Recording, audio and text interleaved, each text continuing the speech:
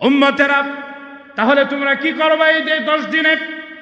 ফাকসিরু ফীহিন্না আত-তাসবিহ ওয়াত-তাকবীর ওয়াত-তাহলীলা ওয়াত-তাহমীদ।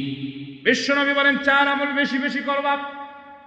একটা হলো ফাকসিরু ফীহিন্না আত-তাসবিহ, অধিক পরিমাণে তোমরা তাসবিহ পাঠ করবে।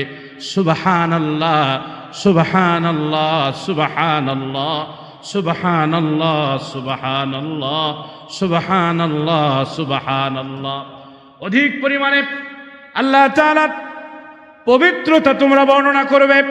ফাকসিরু ফীহিন্না আত-তাসবিহ ওয়াত-তাহলীল, অধিক পরিমাণে লা ইলাহা ইল্লাল্লাহ লা ইলাহা ইল্লাল্লাহ লা ইলাহা ইল্লাল্লাহ লা ইলাহা ইল্লাল্লাহ অধিক পরিমাণে তোমরা পড়বে। ফাকসিরু ফীহিন্না আত-তাসবিহ ওয়াত-তাহলীল ওয়াত-তাহমীদ ওয়াত-তাহলীল, অধিক পরিমাণে আল্লাহর প্রশংসা তোমরা করবে। আলহামদুলিল্লাহ আলহামদুলিল্লাহ আলহামদুলিল্লাহ আলহামদুলিল্লাহ, অধিক পরিমাণে তোমরা পড়বে। আল্লাহু আকবার, অধিক পরিমাণে তোমরা পড়বে।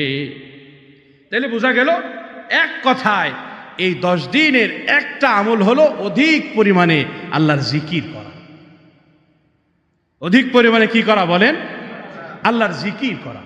আমার ভাইয়ের, আমার বন্ধুরা, এছাড়া রয়েছে দিনের বেলায় সিয়াম, দিনের বেলায় সিয়াম রোজা রাখা, আর রাতের বেলায় কিয়াম দাঁড়ায়া দাঁড়ায়া 4 রাকাত 6 রাকাত 8 রাকাত যে যতটুকু পারে কিয়ামুল লাইল পড়া যাবে তো ইনশাআল্লাহ।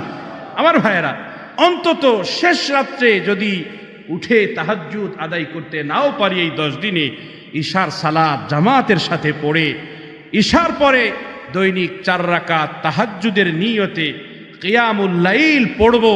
কারা কারা রাজি এসে একটু হাতগুলো উঠায় আল্লাহরে দেখাই। আল্লাহ কবুল করে, মঞ্জুর করে, বলি আমিন। আমার ভাইয়েরা, ইশার পরে যদিও আমরা পড়বো, কিন্তু আল্লাহ তাআলা চাইলে শেষ রাত্রে উঠার নেকিও আমাদের আমলনামায় দিয়ে দিতে পারেন। ঠিক কি ঠিক না? এই জন্য আমার ভাইয়েরা, অধিক পরিমাণে আমরা এই টাইমে ইবাদত বন্দেগী করব। যাদের সুযোগ আছে নফল সিয়ামগুলি রাখবো।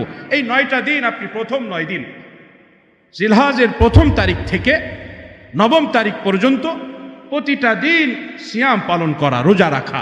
আমার ভাইয়েরা, আমার বন্ধুরা, আর যদি কেউ এই 9 দিন রোজা রাখতে নাও পারে, অন্তত 9ম দিনে রোজা রাখা। 9ম দিনে কি রাখা? রোজা রাখা, সিয়াম পালন করা।